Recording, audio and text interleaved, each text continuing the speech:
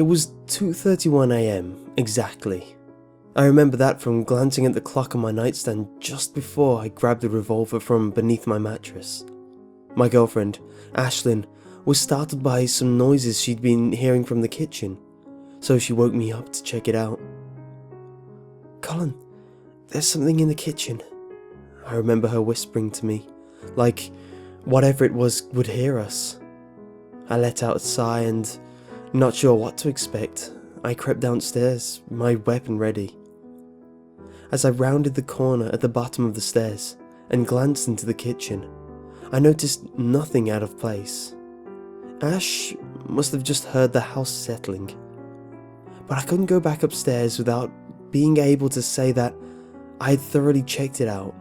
So, fairly sure that it was all clear, I stepped into the kitchen. I wasn't on edge at all, so the gun was down at my hip. I mean, the house was old, it made weird noises all the time. I had only grabbed the revolver to comfort Ash. She had just moved in with me and was just getting used to things, so I felt it natural that the sounds of the house would spook her. I looked around lazily, noticed nothing, and then headed for the stairs. As I was about halfway up, I heard something. It was the turning of a doorknob to the pantry in the kitchen. At this point, I was scared out of my mind. With the gun ready, I crept over so carefully down the stairs, trying my very hardest not to make a single noise. When I reached the bottom, I peeked around the corner. And there he was.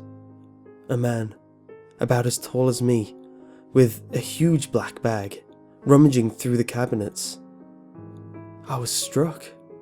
I stood there, dumbfounded for about 10 seconds before the man closed the cabinet he was in and headed for the den in the next room.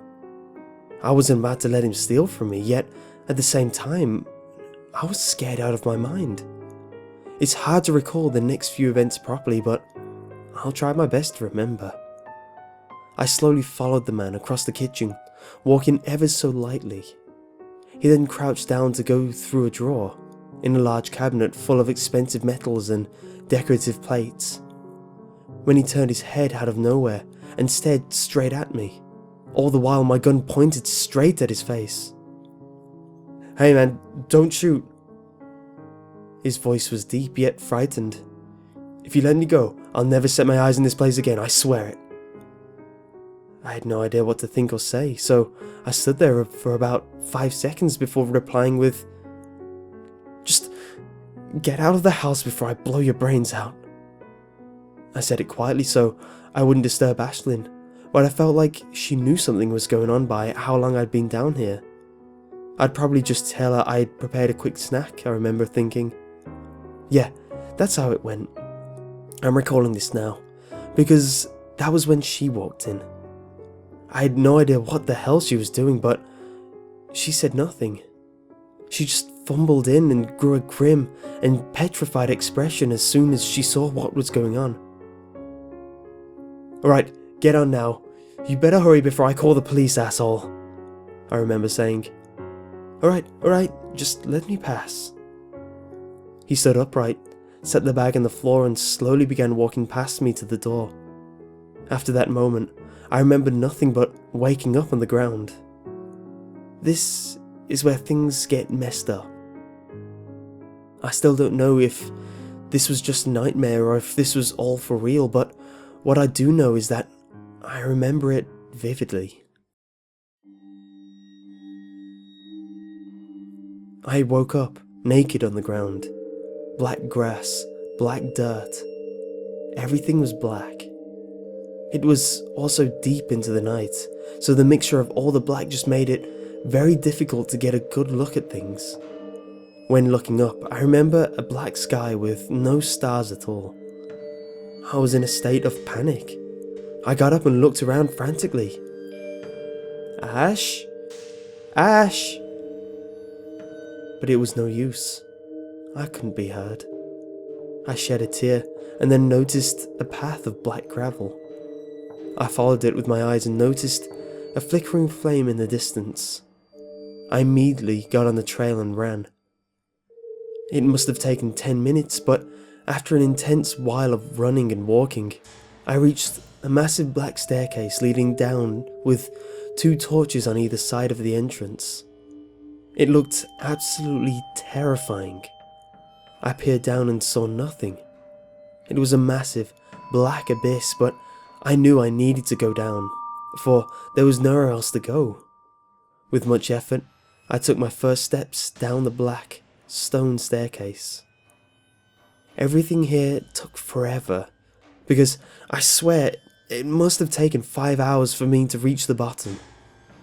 I was exhausted, and I could swear that it was getting hotter with each step.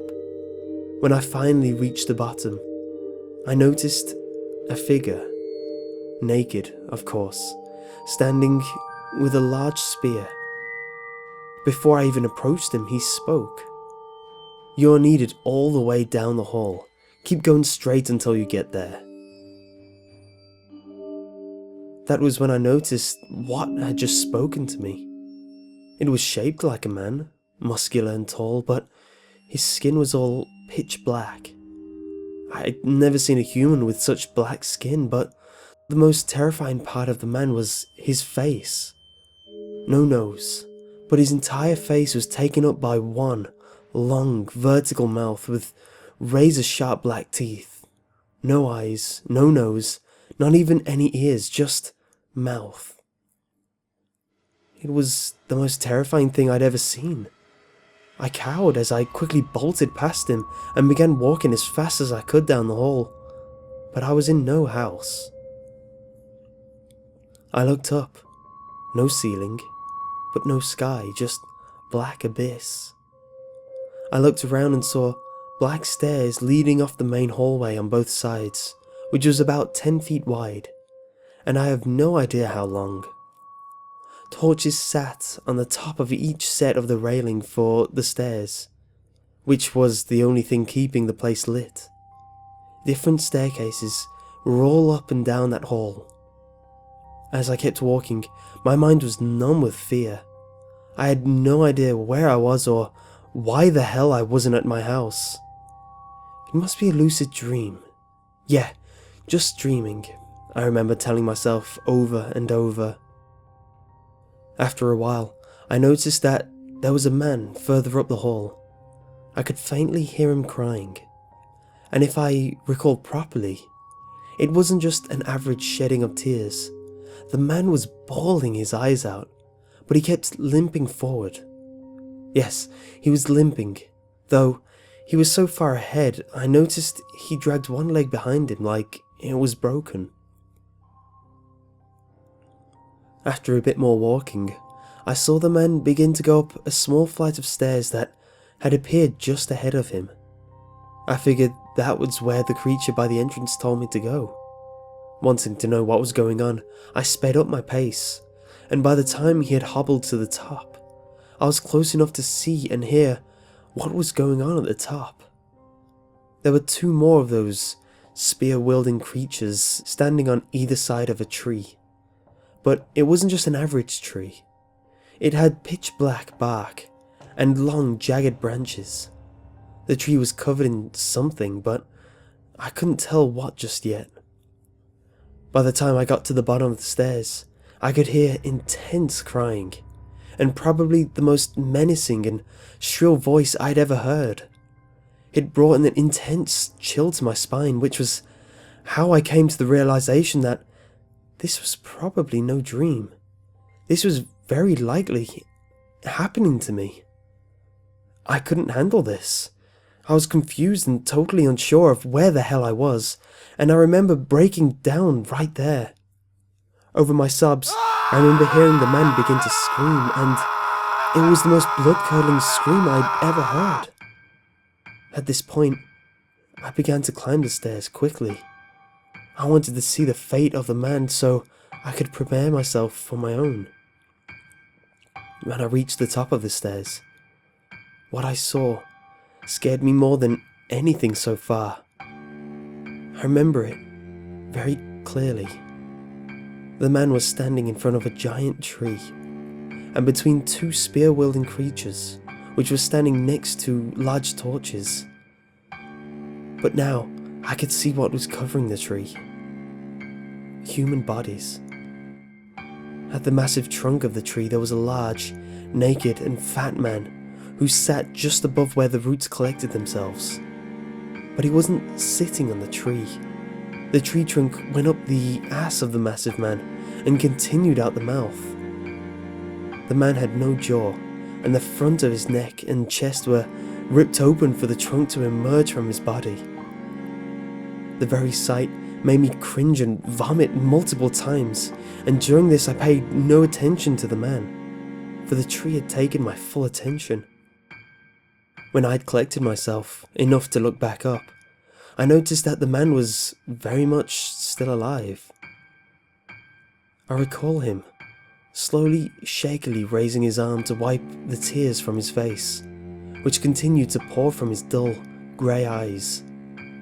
As I looked at the rest of the tree, I noticed the other people hanging from the tree.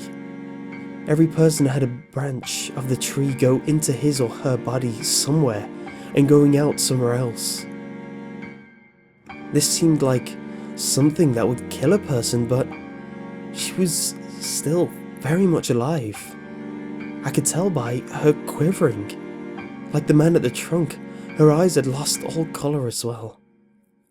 I remember that, after a while of observing the others in the tree, I looked back to the man. The tree then spoke again. It would seem like the only suitable punishment for one such as yourself would be to reside here with me.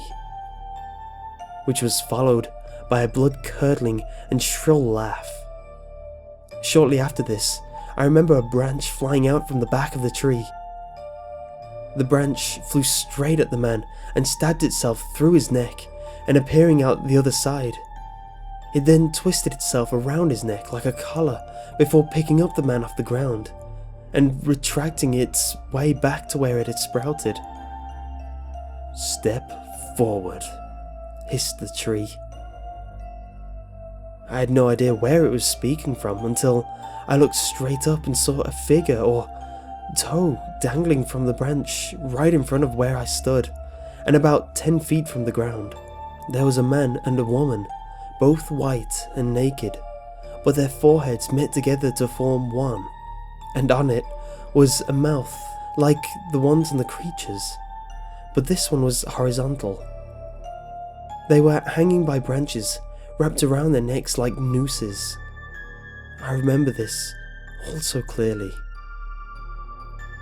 I stepped forward on the blood-stained ground and asked, "What's going on?" It let out a laugh. "Haven't you heard of the afterlife, human? I know your kind has been ranting about it back on Earth." Now, I had never been religious, and still aren't, but then I had realized that those Christians had been right about something, and I'm guessing that was the hell they spoke of. "Yes," was my reply. "Well then, you know exactly what's going on here." His voice was terrifying. How I ever managed to speak to it is well beyond me. "I know well about what you do, Mr. Hip-Skinned." It knew my name. The way it said it still gives me chills. "You've been double-crossing honest people for years. Doesn't seem very honest to me, does it? Wouldn't you say you've stolen great amounts of money from people, or been greedy in the past? Well now you'll pay it back." This was followed by a laugh that made my ears screech. I dropped to my knees, holding my ears. I was an insurance agent. Sure, I cheated a few people out of a few bucks here and there, but it was business. I guess that damn tree thought otherwise. The next thing I knew, those hideous creatures were hoisting me up by my underarms. I remember, to this day, the shockwave of fear that shot through my body. I fought back, but to no gain. I wriggled, but they threw me on the ground and both, in perfect unison, thrust their jagged spears, which were jagged pieces of black wood pointed with long, sharp black blades into either side of my torso, piercing my spine, and I felt it all. I didn't pass out. I felt all of it. I cried like a newborn infant. I screamed as tears shot from my eyes. I tried to squirm free, but my legs wouldn't move. Panic ran through me like nothing else. All the while this went on, they had picked me back up and began carrying me behind the tree, and continuing in that direction. They dragged me for what seemed like an eternity with the pain I was in. Finally, after walking through a plain of nothingness, we reached a field of grates on the ground. Square, large barred gates in rows reaching as far as the eye could see, but sticking out of these grates were flames. They were like ovens coming out of the ground. All around, I heard faint screams. I was scared witless. We continued walking for a few minutes before we stopped at one. The one holding my left arm let go of me and pulled me up to the gate, opening it. He seemed to be unaffected by the fire. The fear that went through me was immense. I knew that they were going to put me in there, and my screaming resumed. The one holding on to me dragged me to the edge and kicked me right in. There is no way to describe the pain of third-degree burns, especially when it engulfs your entire body. It must have been like that for an entire day. Me, sitting in that pit of fire, in pain, non-stop screaming. At one point, I pulled myself away from the pain just long enough to think that I should be dead, or well out of my mind. And then the pain stopped.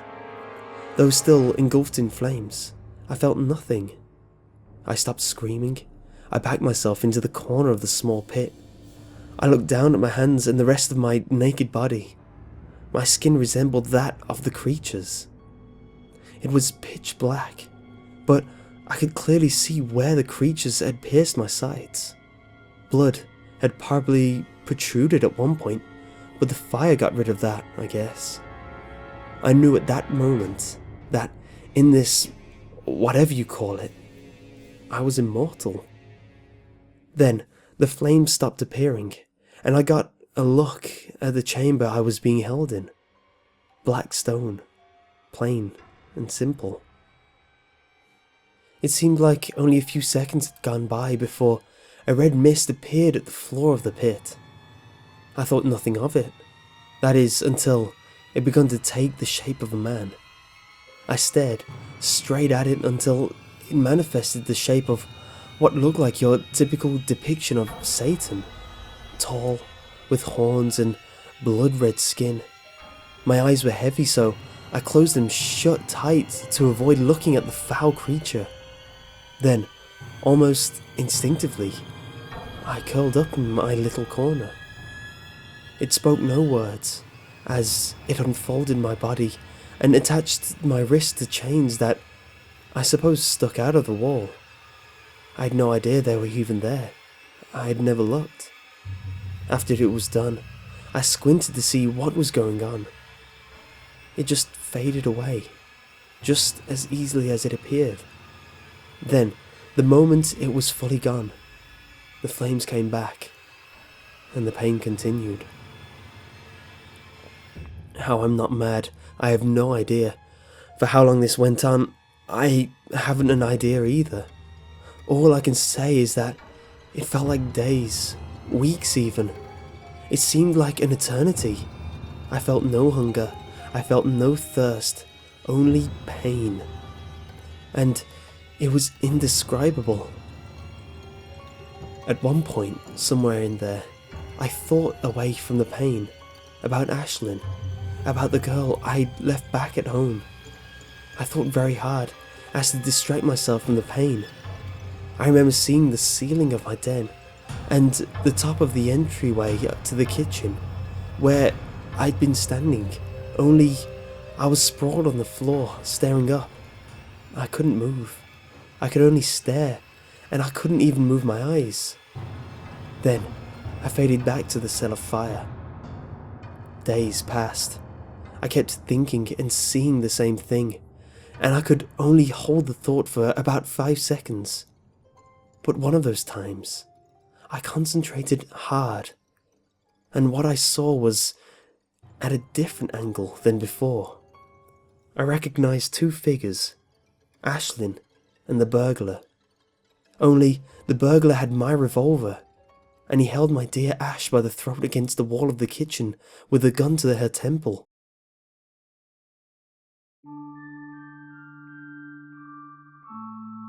I thought harder, and the pain in the background faded. My feeling began to return. My eyes began to move about my kitchen, and I sat up.